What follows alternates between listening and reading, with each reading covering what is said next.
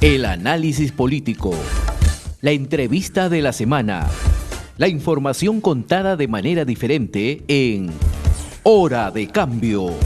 Desde estos momentos nos conectamos con el Perú en Hora de Cambio. Si quieres estar bien informado, quédate en Hora de Cambio. Imparcialidad, objetividad al momento de darte las noticias con Hora de Cambio. Bienvenidos.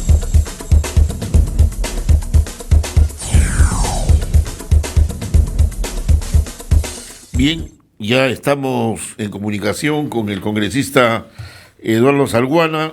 Eres representante por el Departamento de Madre de Dios y eres dirigente, vocero de Alianza para el Progreso.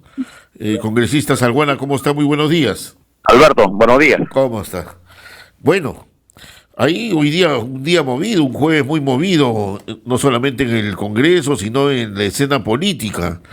Vamos dando cuenta que la fiscal de la Nación, Liz Patricia Benavides, ha abierto una investigación contra el jefe de Estado, esta vez por el presunto delito contra la Administración de Justicia, encubrimiento personal.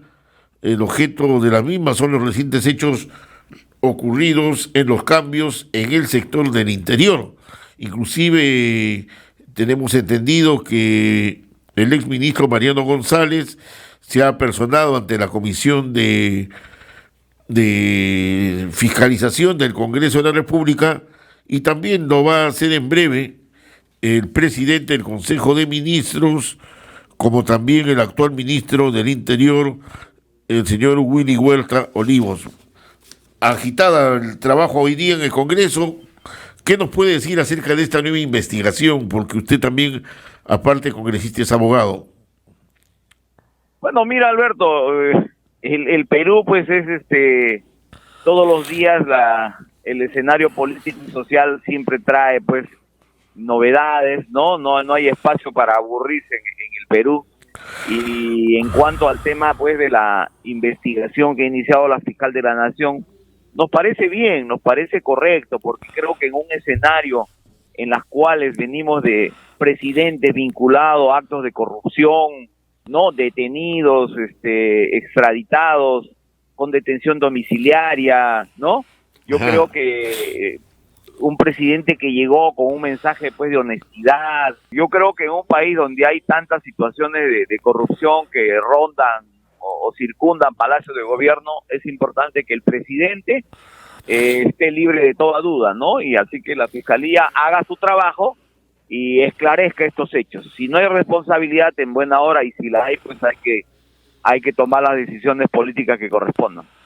Ayer tuvimos la oportunidad de escuchar la conferencia de prensa de la presidencia del Consejo de Ministros, acompañado pues el señor Aníbal Torres Vázquez con todo el equipo del gabinete, con todo su gabinete, y daban a conocer a la opinión pública los acuerdos que se habían tomado en la sesión del gabinete.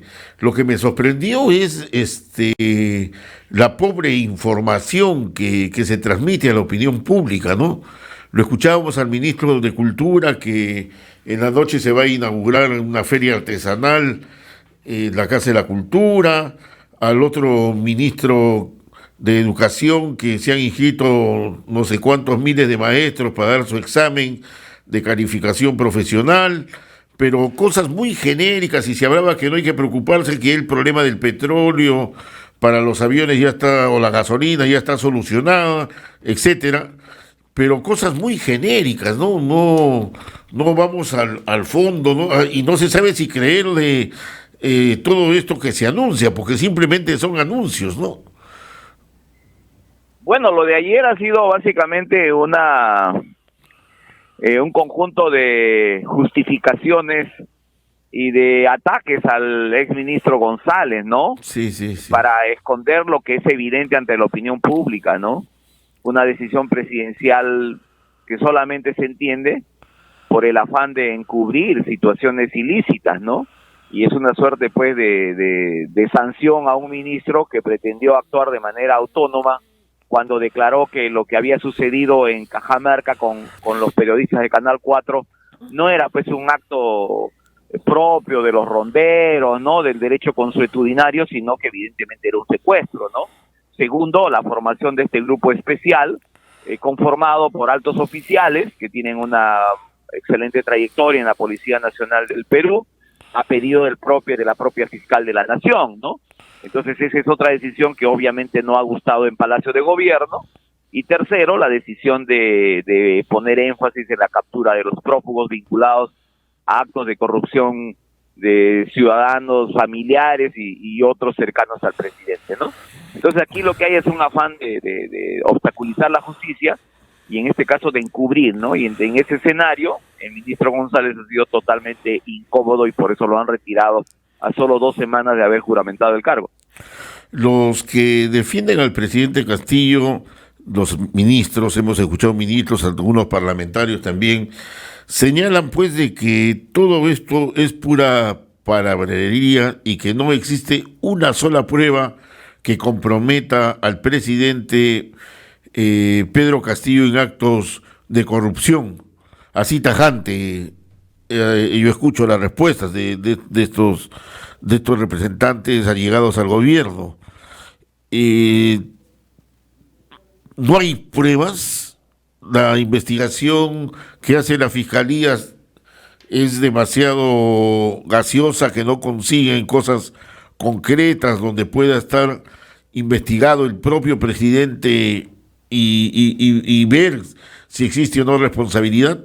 ¿Tan así es la cosa? Bueno, mira, evidentemente los ministros y los congresistas del gobierno van a pretender pues desvirtuar, ¿no?, las denuncias del ministro González, pero lo concreto es que ya tenemos 7 ministros en 9 meses, en 11 meses en el Ministerio del Interior. La inseguridad ciudadana continúa, la delincuencia campea y el gobierno está preocupado en otros menesteres, ¿no? Y ahora los ministros que salen a defender se dedican a ello, ¿no?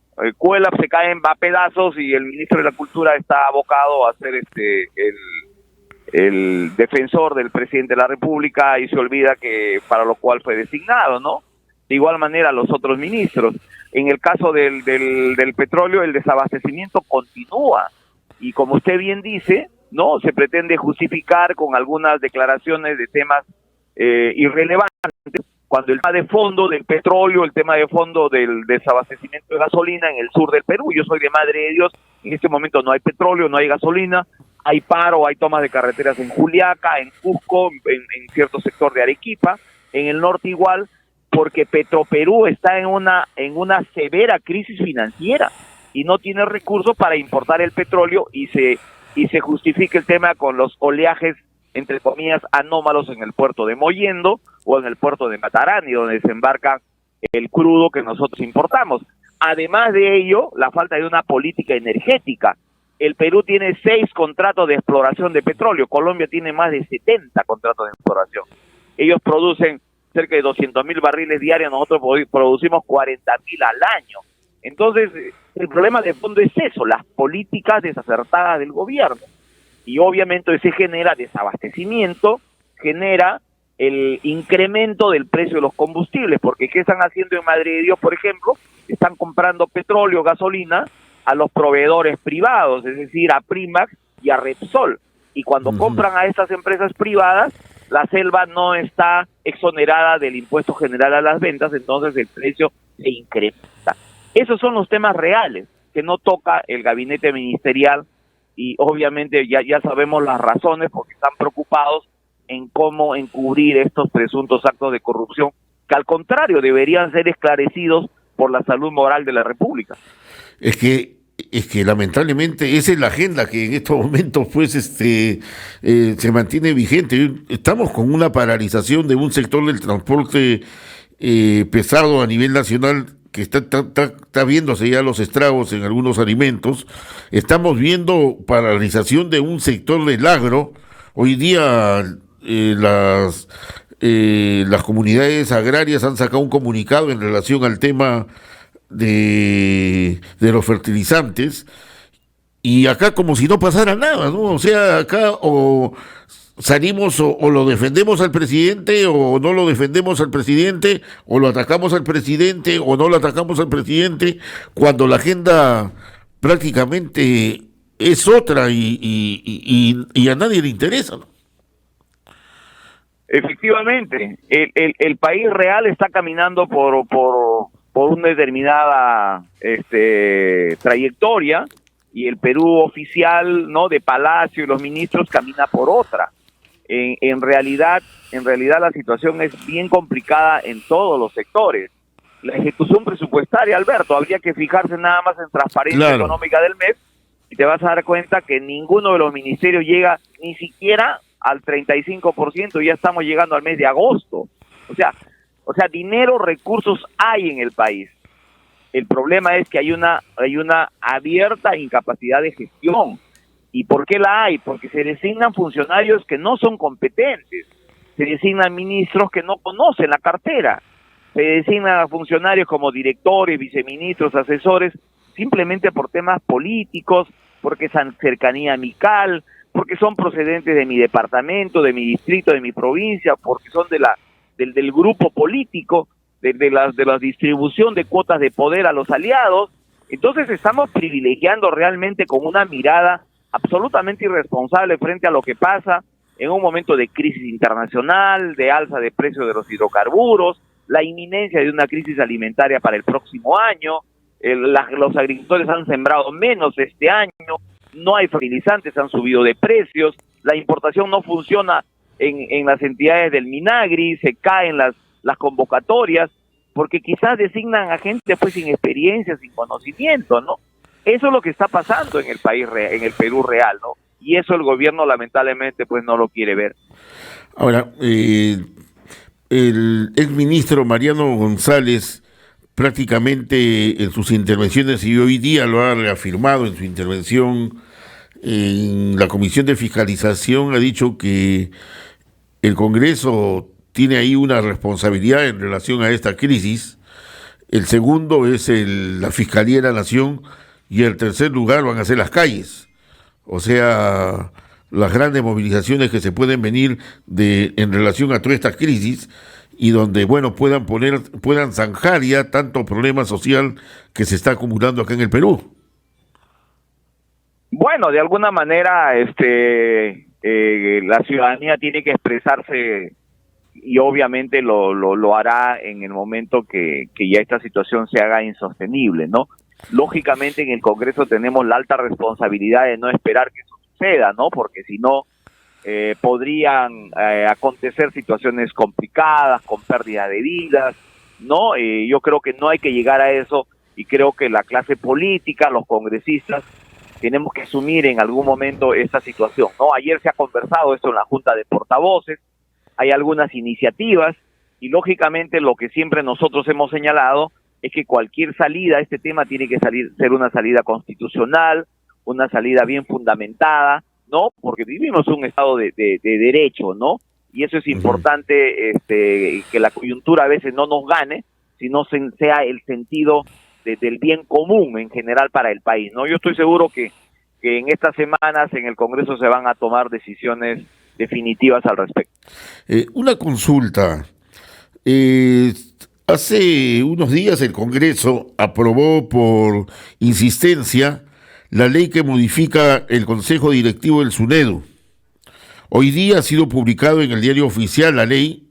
Sin embargo, hay una resolución que ha declarado nulo esta ley, una resolución judicial. ¿Cómo queda esta situación? No lo entendemos, ¿no? Bueno, sí, pues un sector mayoritario del Congreso ha votado a favor de la insistencia. Nuestra bancada APP ha votado en bloque en contra de esta iniciativa. Consideramos perjudicial para la educación superior en el país. Lamentablemente las bancadas que han respaldado no han entendido las razones y los fundamentos esgrimidos, no solamente por las demás bancadas parlamentarias, sino en este caso por la mayoría de las universidades públicas y privadas, que el día que se estaba debatiendo emitieron un comunicado público, cerca de 35 universidades y también colectivos de jóvenes, ¿no? Lamentablemente no fueron escuchados. Y ahora sobre el tema de la intervención del Poder Judicial, sí, como usted bien apunta, es un poco confuso, ¿no? Pero lo que yo puedo decir, lo que yo puedo señalar es que una norma una vez publicada, lo que tiene el mecanismo que se debe utilizar es la acción de inconstitucionalidad ante el Tribunal Constitucional. El TC es el máximo intérprete de la norma y son ellos los que deberán dilucidar. Tengo entendido que ya hay colectivos ciudadanos que tienen lista su demanda, la irán a presentar al TC y el TC nos dirá si esa norma realmente colisiona con la Carta Política y de ser así, la va a declarar fundada la demanda y obviamente la norma quedaría prácticamente derogada y sería inaplicable jurídicamente. En este caso, quien tiene la última palabra es el Tribunal Constitucional. Efectivamente, Alberto, ahí es donde tenemos que dilucidar este tema. Ya, pero ¿cómo queda? ¿Se aplica la ley o no se aplica la ley? No, la ley es vigente mientras... A partir de hoy día, porque ha sido publicada, ¿no es cierto? Exacto, la ley es vigente desde el día siguiente de su publicación en el peruano, ¿no? Bien, bueno, vamos a esperar qué pasa. Y se ve que hay demasiados intereses en relación a esta ley. Algunos defienden al SUNEDO, otros no lo defienden. No sé, pero se habla de una reforma universitaria. Yo personalmente no sé dónde está la reforma universitaria. Esto me hace recordar un poco a la segunda reforma agraria que habla el presidente Pedro Castillo. Yo no veo dónde está la reforma agraria, pero en fin, muchas cosas están pasando. Finalmente, ¿ya hay alguna propuesta de parte de la Alianza para el Progreso para la presidencia del Congreso? ¿Cómo está el nivel de negociaciones con otras fuerzas políticas? ¿Qué nos puede decir al respecto Eduardo Salguana? Acabamos justo de salir de una reunión de la bancada y el Comité Ejecutivo Nacional con el líder y fundador del partido. Ya. Y hemos acordado que nuestra representante ante la mesa directiva va a ser la colega congresista Lady Camones Soriano. Ella nos va a representar y ya desde el día de hoy el equipo que va a encargarse de conversar con las demás bancadas va a iniciar pues la ronda de conversaciones. Prácticamente estaría repitiendo, digamos, como miembro de la directiva en este caso y ahora como posible presidenta. Efectivamente, sí, esa es la decisión que se ha tomado. Ya, pero esto también obligaría a que las otras fuerzas políticas hagan lo mismo de repente. Bueno, veremos, ¿no? Vamos a ver qué resulta de las conversaciones y bueno, tenemos algunos días todavía previos al 26, que es la elección. Muy bien. Muchas gracias al doctor Eduardo Salguana, congresista y vocero político de Alianza para el Progreso. Estaremos a la expectativa, interesante lo que hemos conversado. Vamos a ver qué pasa pues en el país y expectativa ante el mensaje presidencial, ¿no? Así es, Alberto. Cualquier cosa, con muchísimo gusto conversar contigo. Un fuerte abrazo, es otra oportunidad. Un saludo, Eduardo. Gracias. Hemos presentado Hora de Cambio. Nos volveremos a encontrar el próximo sábado, a esta misma hora y por la misma frecuencia. Nuestro equipo de producción ya está trabajando recopilando información para un nuevo encuentro en Hora de Cambio.